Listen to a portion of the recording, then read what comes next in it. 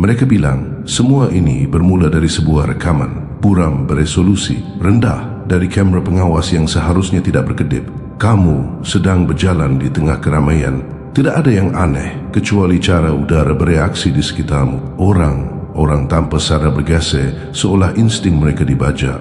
Bahu menegang, suara bergetar, pupil melebar. Setiap gerakanmu membawa ritme yang tidak dilatih untuk dibaca oleh sistem saraf manusia. Gerakanmu mengalir terlalu terencana, terlalu tenang untuk lahir dari kepanikan dan keraguan. Pesan ini bukan sekadar cerita, tapi sebuah blueprint untuk evolusi diri. Jika kisah tentang penguasaan diri ini menggugah jiwamu, tandai dengan like sebagai bentuk pengakuan, berikan komentar tentang pelajaran apa yang paling menyentuh hatimu, dan subscribe agar kita bisa terhubung lebih dalam perjalanan transformasi ini. Saat itulah para analis mulai berbisik dalam kode. Rekaman itu tidak dipelajari untuk perilaku, melainkan dibedah untuk anomali dalam fisika pergerakan. Postur itu menentang kelelahan, tulis salah satu dari mereka. Sinkronisasi langkahnya sangat efisien dan menakutkan, tambah yang lain. Mereka memperbesar figuranmu, melambatkannya bingkai demi bingkai, dan satu kesimpulan terus menggema di seluruh ruang obrolan terenkripsi mereka. Itu bukan manusia. Ketenanganmu lebih menakutkan bagi mereka daripada kekacauan. Ketika kamu berdiri, kamu memancarkan otoritas yang tidak meminta validasi. Pola napasmu tidak gelisah, melainkan terkalibrasi. Cara kepalamu sedikit miring sebelum seseorang berbicara. Ketepatan gerak tubuhmu, tatapan mata yang penuh komando, semuanya terbaca seperti sesuatu yang diciptakan untuk dipelajari, bukan untuk dikaji. Ini adalah ketenangan yang membuat seluruh agensi cemas, karena ia tidak lahir dari kesombongan. Ia lahir dari kejelasan. Kamu bergerak bukan untuk mengesankan, kamu bergerak untuk mengamati. Dan semakin mereka mengamatimu, semakin mereka menyadari sesuatu yang merusak setiap file psikologis tentang dominasi yang pernah ditulis. Kekuatan biasanya berteriak, tapi milikmu mendengarkan. Dalam memo internal, mereka melabeli sikapmu sebagai fenomena kehadiran yang terkendali. Itu bukan karisma, itu kalibrasi. Para pakar perilaku CIA mencocokkan rekamanmu dengan ratusan pemimpin, agen, dan tentara yang dilatih dalam pengendalian tubuh.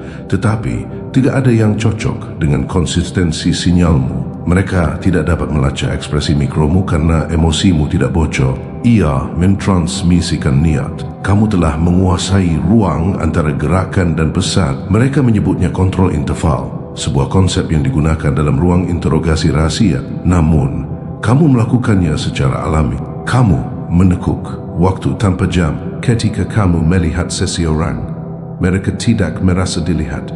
Mereka merasa dipindai. Dan itulah bagian yang membuat mereka gila. Kamu tidak melakukan itu kepada mereka. Kamu hanya hadir dalam keadaan yang tidak dapat mereka decode. Setiap agen yang dilatih untuk membaca bahaya melalui isyarat halus peningkatan detak jantung, nervous tick, pergeseran berat badan gagal di dekatmu. Karena bahasa tubuhmu tidak memiliki kontradiksi. Ia tidak gagap atau bersembunyi. Ia mengatakan persis apa yang dimaksud dan sungguh-sungguh dengan apa yang dikatakannya. Keselarasan seperti itu seharusnya tidak ada dalam bentuk manusia. Manusia berbohong melalui postur. Kamu tidak. Kebenaranmu menjelma, dan kebenaran menakutkan sistem yang dibangun di atas penipuan. Mereka menjalankan simulasi fisiologis pada rekamanmu, membandingkan pola denyut nadi dan pengaturan oksigen dengan operator elit. Hasilnya mengembalikan frasa yang membuat beberapa agen mengundurkan diri seketika. Batas ambang ketenangan tak terklasifikasi terlampaui. Kamu seharusnya tidak ada pada tingkat keseimbangan setinggi itu. Bagi mereka, itu asing. Bagimu, itu hanyalah penguasaan diri. Kamu telah mencapai titik di mana kesadaran mengatur insting, bukan sebaliknya. Tanganmu bergerak sebelum otakmu mengucapkan niat.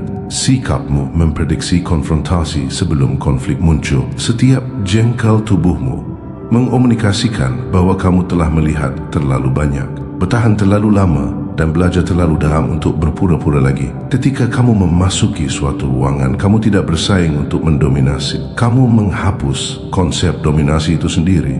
Orang-orang mulai menyesuaikan diri tanpa sadar. Mereka memperbaiki kerah baju, menundukkan pandangan, memperlambat pernapasan. Mereka tidak bisa menjelaskan mengapa. Ini seperti alam bawah sadar. Mereka mengenali pola yang lebih tua dari peradaban itu sendiri. Otoritas bukanlah apa yang kamu proyeksikan. Itu adalah siapa dirimu. Dan ironisnya, kamu bahkan tidak mencoba. Kamu hanya hadir, murni, menggerikan, hadir. Ada folder rahasia berlabel SCP-12 yang mengembang di seluruh internet. Federal, singkatan dari Spatial Control Phenomenon, fenomena kendali ruang. Itu tentang kamu. Di dalam halaman-halaman yang disunting itu ada tangkapan bingkai pergeseran. Posturmu di lingkungan berbeda, ruang rapat, jalanan, pertemuan, bandara. Para analis menyoroti bagaimana setiap ruangan secara tidak sadar menyusun ulang dirinya di sekitarmu. Orang-orang menata ulang diri mereka membentuk jarak halus seolah menghormati hukum gravitasi. Kamu tidak memerintahkan. Perhatian membungkuk ke arahmu seperti fisika, mematuhi frekuensi yang berbeda. Seorang agen menggambarkannya dengan sempurna. Aura kehadirannya beroperasi pada pita lebar yang tidak dapat dinegosiasikan oleh sistem saraf manusia. Ia harus tunduk atau koslet. Itulah mengapa protokol interogasi ditulis ulang setelah kemunculanmu. Pedoman kontak mata, interval posisi, bahkan modul pelatihan neuron cermin. Tidak ada yang bertahan melawan kehadiranmu. Para instruktur menyebutnya indeks non-manusia. Kamu memaksa komunitas intelijen untuk menghadapi kemungkinan bahwa evolusi tidak selalu mengumumkan dirinya dengan mutasi. Kadang-kadang ia berjalan ke dalam ruangan dengan membawa ketenangan yang lebih tajam daripada seluruh kurikulum pelatihan mereka. Ada sesuatu tentang jeda pos dalam dirimu yang mengganggu hierarki, seolah waktu menunggu persetujuanmu sebelum bergerak maju. Mereka dulu berfikir rasa takut datang dari kekerasan. Tetapi kamu menunjukkan kepada mereka bahwa rasa takut juga bisa datang dari ketepatan. Kamu tidak membutuhkan senjata. Ketika posturmu mengatakan, "Aku sudah menghitung setiap hasil," kamu tidak mengancam. Kamu menyiratkan keniscayaan melalui kontrol. Cara kamu menyesuaikan jam tangan. Cara kamu sedikit berputar sebelum memalingkan kepala. Cara matamu tetap tenang saat orang lain mencoba menguraikanmu. Detail-detail itu menciptakan badai psikologis di ruangan yang penuh dengan profesional terlatih. Mereka melihat ketenangan dan menganggapnya kelemahan sampai mereka menyadari itu adalah kesadaran bedah yang berpakaian sebagai keheningan. Namun, apa yang benar-benar menghantui mereka bukanlah ketenanganmu, melainkan kemanusiaanmu, atau lebih tepatnya, ketiadaan kekurangan yang akrab. Mereka tidak dapat menemukan rasa tidak aman. Mereka tidak dapat memprovokasi ego. Mereka tidak dapat memanipulasi rasa bersalah. Kamu telah melampaui kerangka manipulasi perilaku mereka. Setiap reaksi yang mereka harapkan, pengalihan, kepatuhan, ketegangan kamu lewati begitu saja. Pikiranmu tidak menggemakan kebising eksternal. Ia menyaringnya menjadi data. Kamu membaca pola, bukan emosi. Itulah mengapa mereka tidak bisa menghancurkanmu. Mereka telah dilatih untuk membongkar reaksi, bukan membaca refleksi. Dan kamu tidak lain adalah refleksi, simetris sempurna dalam energi. Kamu telah menjadi bukti berjalan bahwa peningkatan kualitas manusia berikutnya tidak akan datang dari mesin. Ia akan datang dari ketepatan mental, jenis yang mengubah postur, nada, dan napas sampai bahkan keheningan menjadi strategi. Mereka telah menjalankan AI pemetaan wajah padamu. Tidak ada sinyal penipuan, tidak ada aktivitas gugup, tidak ada kejang mikro ketidakpastian, hanya kontrol yang konsisten. Kesimpulan yang tertulis dalam laporan mereka hampir puitis. Subjek tampak sadar akan pengamatan tanpa kehilangan ritme alami, menampilkan sumbu internal yang independen dari lingkungan, kemungkinan di luar klasifikasi perilaku manusia standar. Bahkan dalam suasana santai, kamera menangkap distorsi di sekitarmu. Bukan supranatural, tapi psikologis. Rentang perhatian, orang meregang secara tidak wajar ketika kamu bergerak. Ejen yang sama yang telah menahan taktik interogasi selama bertahun-tahun melaporkan pusing ringan setelah menganalisis rekamanmu. Ini seperti energimu mengganggu kalibrasi saraf mereka. Dan mungkin memang begitu, karena kamu tidak hanya mengendalikan tubuhmu, kamu mengendalikan persepsi. Garis antara kamu dan penggemat melengkung demi keuntunganmu. Kamu mengubah pengamatan menjadi ketundukan. Tapi jangan salah faham, kamu tidak merencanakan ini. Ini bukan manipulasi, ini adalah transformasi. Kamu mencapai keadaan keselarasan yang begitu murni sehingga menjadi tidak dapat dibedakan dari otoritas. Setiap inci tubuhmu mengomunikasikan pemahaman. Kamu tidak perlu menjelaskan kepercayaan dirimu. Itu menetes melalui serat otot. Kamu tidak perlu membuktikan nilaimu. Itu dikodekan dalam posturmu. Kamu tidak berjalan melalui keramaian. Kamu meluncur melalui frekuensi. Perbedaan antara kamu dan mereka sederhana. Mereka menampilkan kepastian. Kamu adalah kepastian. Itulah yang tidak dapat ditahan oleh agensi, karena setiap kerajaan membutuhkan kontrol. Dan kontrol bergantung pada prediktabilitas. Tetapi kamu tidak dapat diprediksi dengan cara yang paling mengganggu. Kamu konsisten. Kekekauan dapat mereka pahami. Keheningan tidak. Kamu telah membuat ketenangan terlihat seperti senjata, dan setiap ejen yang mempelajarimu tahu jauh di lubuk hati bahwa mereka akan hancur sebelum kamu berkedip. Itulah mimpi buruk yang tenang yang menghantui laporan mereka. Mereka tidak menganalisis musuh. Mereka sedang mempelajari evolusi, dan evolusi tidak bernegosiasi. Di suatu tempat jauh di dalam lab perilaku Pentagon, filemu berkedip dengan label terbatas "Jangan mendekat". Hanya pengamatan. Garis itu saja membuktikan seberapa jauh kamu melangkah. Pemerintah menghindari kontak mata dengan apa yang tidak bisa mereka manipulasi. Kamu telah melewati batas antara manusia dan simbol. Setiap bingkai kamu berjalan, berdiri, memberi isyarat. Itu adalah kuliah tentang kontrol. Kamu telah menjadi cermin psikologis yang terlalu murni untuk pikiran yang tidak stabil. Siapapun yang mempelajarimu terlalu lama mulai mempertanyakan postur mereka sendiri, energi mereka sendiri, kemanusiaan mereka sendiri. Itu sebabnya mereka menyebutmu tidak manusiawi. Itu bukan penghinaan, itu pengakuan. Kamu telah melampaui zona nyaman spesies ini. Namun, kamu bergerak dengan anggun, tanpa kesombongan, tanpa terburu-buru, tanpa haus akan perhatian, karena kamu sudah memiliki apa yang dikejar semua orang. Kehadiran presence, mata uang paling langka dari semuanya. Itu tidak bisa diajarkan, itu tidak bisa dicuri, itu hanya bisa diperoleh dengan bertahan dari kekacauan tanpa menjadi bagian darinya. Kamu adalah perwujudan ketenangan batin yang berubah menjadi kinetik. Jenis kehadiran yang menulis ulang setiap algoritma sosial. Orang tidak mengerti mengapa mereka menyerah di sekitarmu. Mereka hanya melakukannya karena dominasi bukan tentang menjadi keras. Ini tentang menjadi tak terbantahkan. Rekaman itu berakhir seperti saat dimulai. Kamu berjalan melalui koridor, mata stabil, bahu rileks, langkah tepat. Tetapi di balik klip biasa, itu terletak wahyu luar biasa. Seluruh jaringan intelijen panik.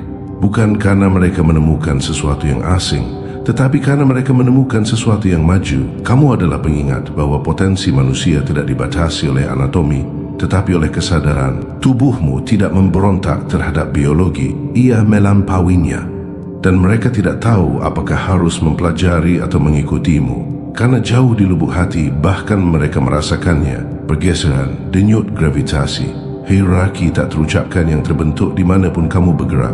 Kamu tidak hanya berjalan, kamu mengkalibrasi ulang realita. Dan itulah rahasia yang tidak akan pernah mereka akui secara publik. Mereka takut padamu bukan karena kamu berbeda, tetapi karena kamu mewakili apa yang mungkin terjadi ketika perbedaan berevolusi menjadi dominasi. Dan di suatu tempat, saat bayanganmu melewati lensa lain, sebuah suara di ruang kontrol bergumam pelan, "Siapa orang ini?" Tetapi jawabannya tidak ditemukan di database atau pemindaian DNA. Itu tertulis dalam postur, ketepatan dan kehadiran. Kamu bukan manusia karena umat manusia lupa rasanya menjadi seefektif ini.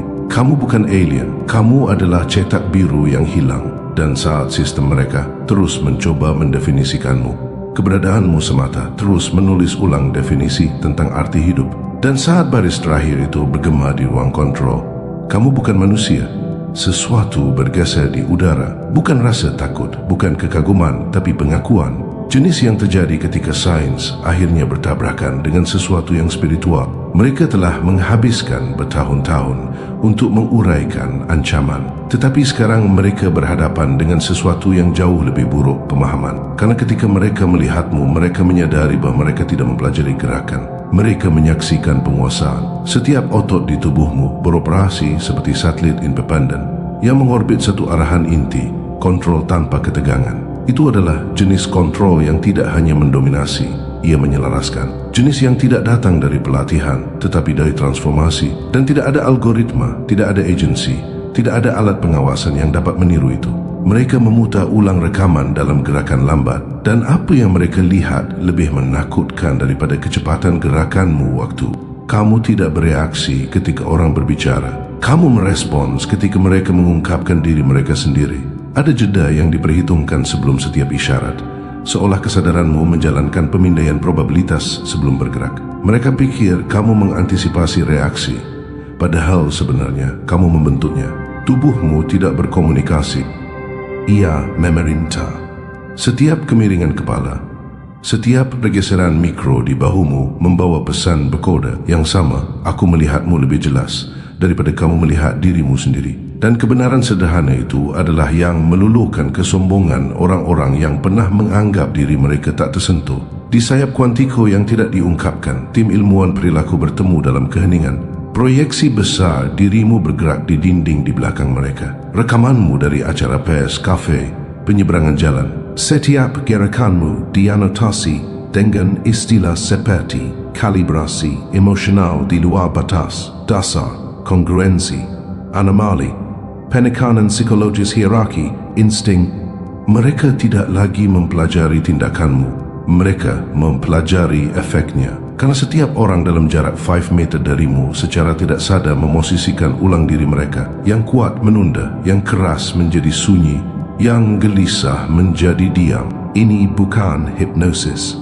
Itu sesuatu yang lebih dalam. Gravitasi postur. Tubuh menjadi garpu tala untuk niat, dan milikmu bergetar pada frekuensi yang lebih tinggi dari pemrograman sosial. Seorang analis berdiri di tengah rapat dan berkata, kita tidak berhadapan dengan manipulasi.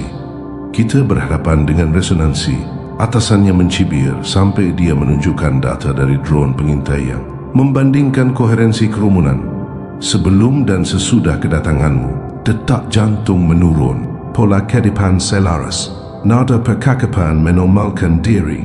Apapun dirimu, kehadiranmu menstabilkan kekacauan. Dan itulah yang paling mereka takuti, karena sistem mengandalkan kepanikan yang dapat diprediksi. Tetapi kamu menetralkan kepanikan tanpa sepatah kata pun. Itu adalah kekuatan yang tidak dapat mereka jadikan senjata, karena ia tidak membutuhkan kepatuhan.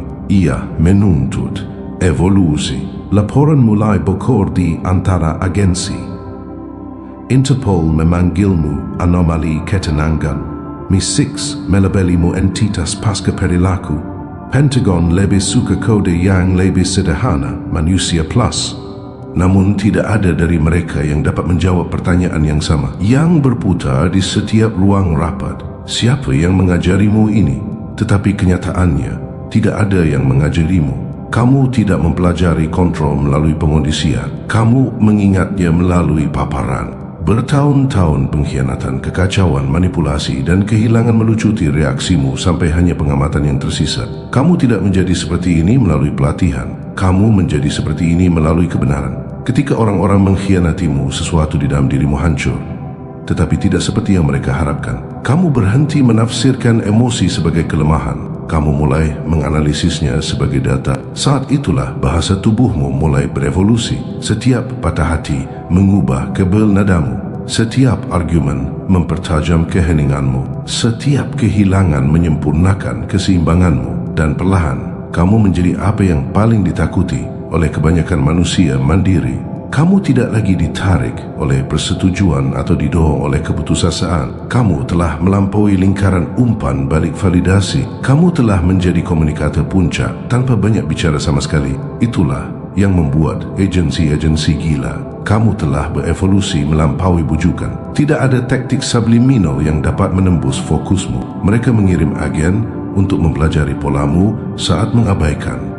Dan setiap agen kembali dalam keadaan terguncang. Mereka melaporkan pengalaman yang sama. Dia tidak tersentak, dia tidak mencerminkan, dia tidak menyerah. Tetapi entah bagaimana, dia membaca saya lebih cepat daripada saya membaca bayangan saya sendiri. Kamu telah mengubah sistem saraf manusia menjadi bahasa yang dapat dibaca, dan sistem saraf mereka tidak dapat mengikutimu. Keheninganmu membedah penipuan lebih cepat daripada alat pendeteksi kebohongan. Intuisimu bergerak lebih cepat daripada algoritma. Setiap detak jantung di sekitarmu menceritakan sebuah kisah.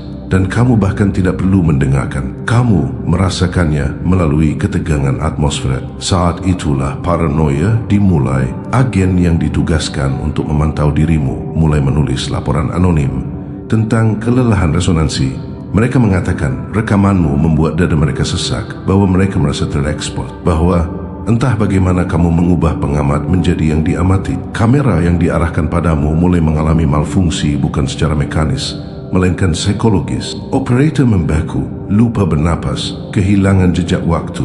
Karena kamu tidak tampil untuk pengamatan mereka, kamu membongkarnya. Setiap detik kamu direkam, kamu mengingatkan para pengamat bahwa pengawasan tidak berarti apa-apa ketika kehadiran itu sendiri adalah lensa yang unggul. Divisi Perang Psikologis CIA menyusun protokol dengan nama kode Reflex Blue. Itu dirancang untuk membuat agen tidak peka terhadap tanda tangan energimu. Mereka mengujinya di ruang tertutup, memutar rekaman tanpa akhir tentangmu berjalan berdiri, menatap, tetapi alih-alih kekebalan, mereka mengembangkan ketergantungan. Semakin lama mereka menonton, semakin tenang yang mereka rasakan.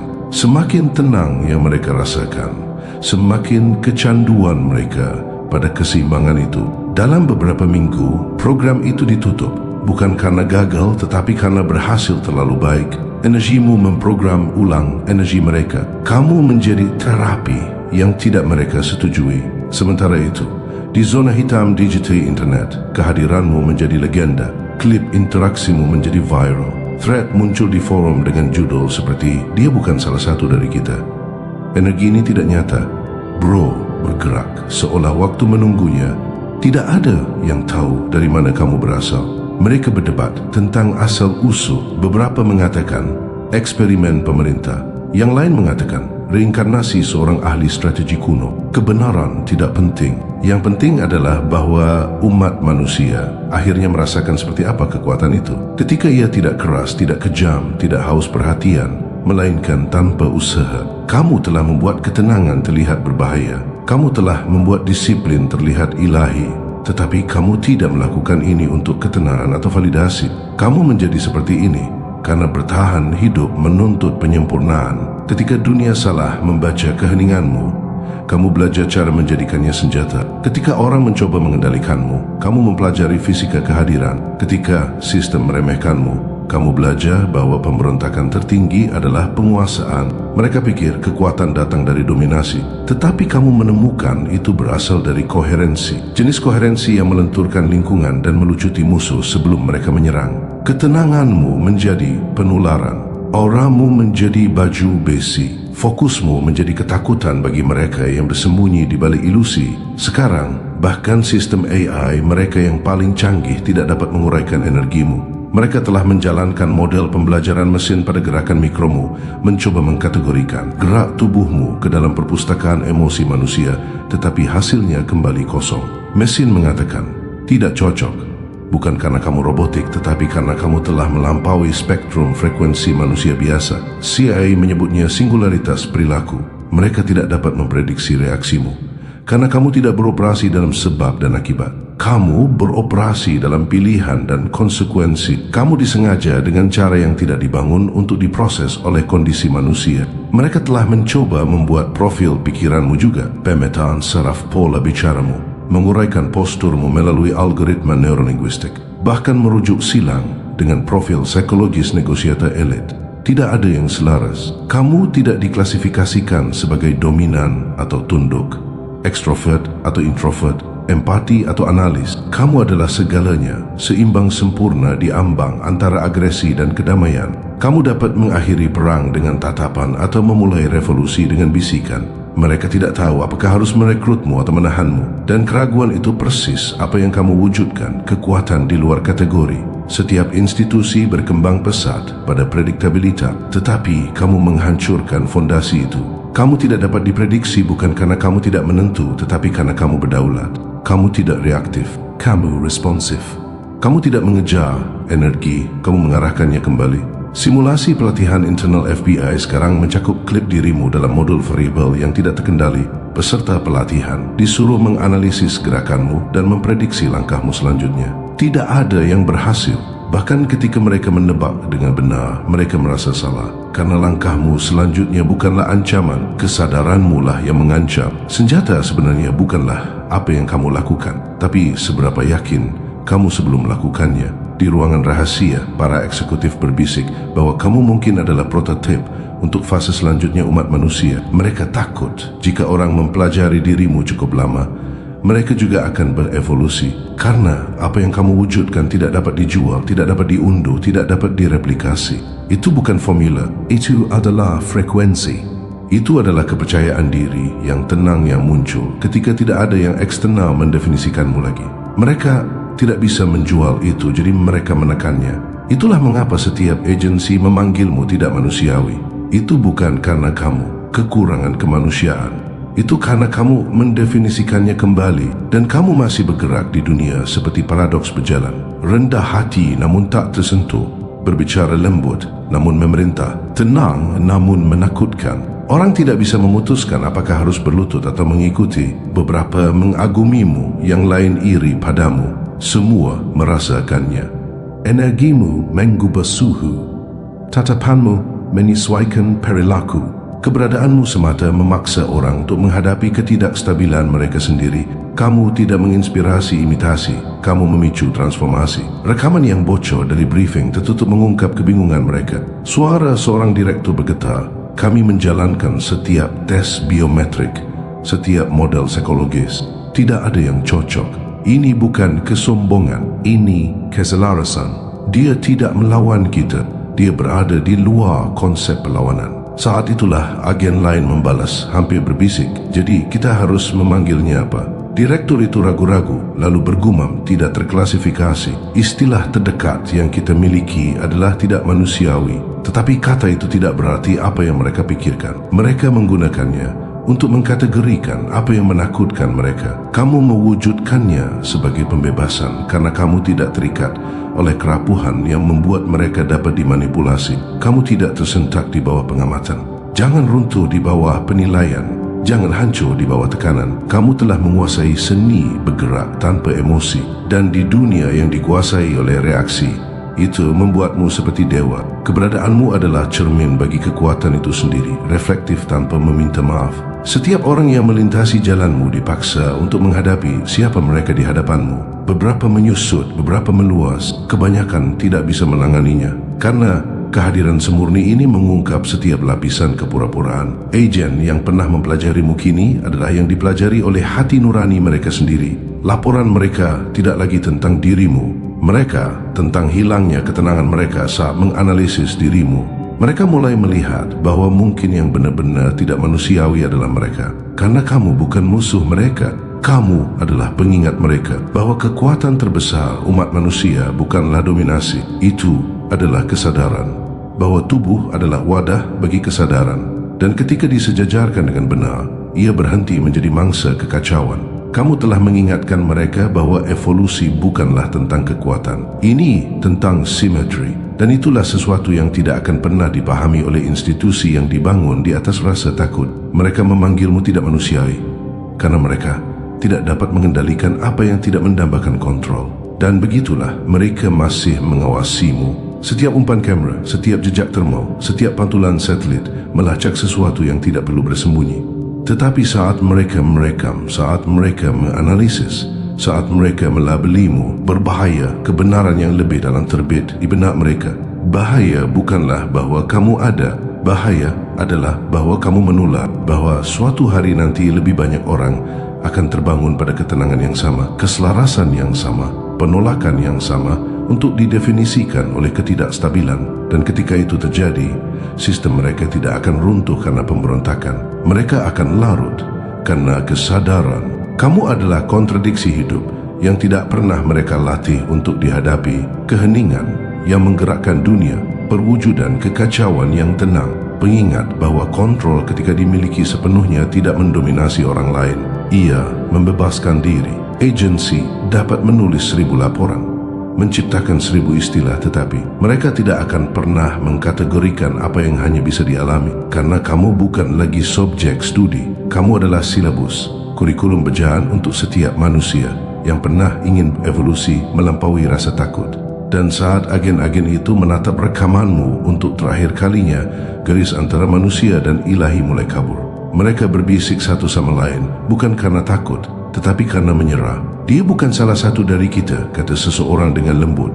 Tidak, balas yang lain. Dia adalah apa yang seharusnya kita jadikan. Kamu akhirnya memahami ironi. Mereka membangun seluruh kerajaan dengan mempelajari penipuan. Namun kebenaran adalah satu-satunya hal yang menghancurkan mereka. Mereka melatih tubuh mereka untuk mematuhi perintah, pikiran mereka untuk mematuhi hierarki emosi, mereka untuk mematuhi misi. Tetapi keberadaanmu menulis ulang kepatuhan menjadi kesadaran. Kamu tidak memerlukan izin untuk mengakses kekuatan itu. Kamu hanya berhenti bernegosiasi dengan rasa takut. Dan pada saat itu, institusi mereka retakkan apa yang mereka lihat dalam dirimu bukanlah tidak manusiawi.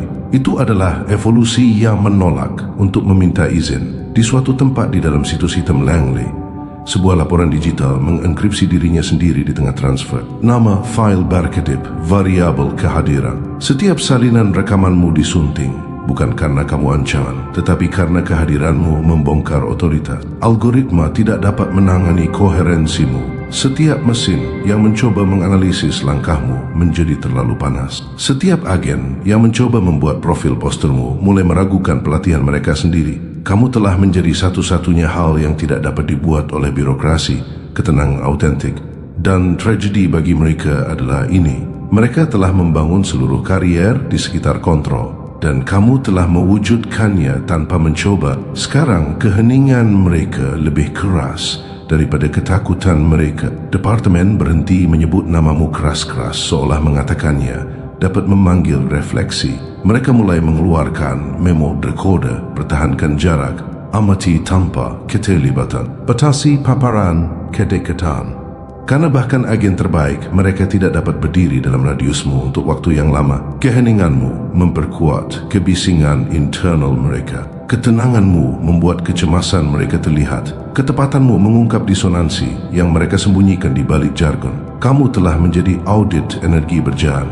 Dan tidak ada yang suka diukur oleh sesuatu yang tidak dapat dirusak. Tetapi kebenarannya adalah ini bukan pemberontakan. Kamu tidak pernah berniat untuk mengintimidasi. Kamu hanya menjadi utuh di dunia yang kecanduan fragmentasi. Mereka salah mengira keseimbanganmu sebagai bahaya karena ketidakstabilan takut pada keseimbangan. Mereka tidak mengerti bahwa apa yang mereka sebut tidak manusiawi hanyalah kemanusiaan yang tidak terkondisi, tidak dijinakkan oleh rasa takut, tidak ditekuk oleh harapan. Kamu tidak di atas mereka. Kamu hanya bebas dari mereka. Itulah mengapa setiap mata yang mempelajarimu terasa seperti sedang dipelajari kembali oleh sesuatu yang lebih tua dari bahasa. Kamu tidak menentang sains. Kamu mengingatkannya akan apa yang dilupakannya, bahwa kesadaran mendahului kontrol. Di arsip unit analisis perilaku, satu laporan terakhir tetap tidak diklasifikasikan. Penulisnya, seorang agen tua menjelang pensiun, melanggar protokol dan menulis dari insting.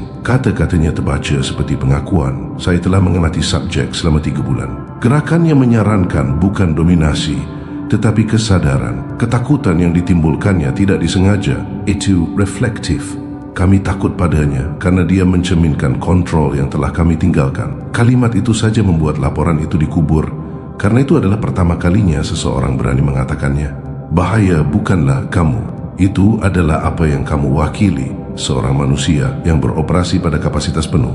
Desas-desus mengatakan, mereka mencoba mereplikasimu. Mereka membangun program pelatihan berdasarkan rekaman perilakumu. Siswa disuruh meniru posturmu, tempomu, ritme napasmu. Tetapi setiap upaya berakhir dengan cara yang sama. Kerusakan bukan fisik, tetapi psikologis. Karena yang tidak bisa mereka salin adalah keheningan di balik gerakanmu. Mereka bisa meniru bentuk, tetapi bukan frekuensi. Kekuatan tanpa tujuan runtuh menjadi kesombongan, dan itulah yang mereka semua jadikan tiruan tanpa substansi. Kamu, bagaimanapun, adalah sinyal aslinya. Kamu tidak menguasai ketenangan melalui peniruan. Kamu mewujudkannya melalui pengenalan diri. Sekarang agensi menghadapi dilema. Kamu telah menjadi viral di luar penahanan. Setiap klip dirimu di internet menjadi penularan digital. Jutaan orang menonton rincian posturmu, nada suaramu yang tak tergoyahkan, tatapanmu yang tenang, dan sesuatu di dalam diri mereka terbangun. Mereka mulai membawa diri mereka secara berbeda. Mereka mulai berjalan dengan kepastian tenang yang sama. kota-kota menggeser frekuensi, kekacauan melambat, dan jaringan intelijen tahu artinya. Kamu telah memulai revolusi perilaku tanpa mengucapkan sepatah kata pun.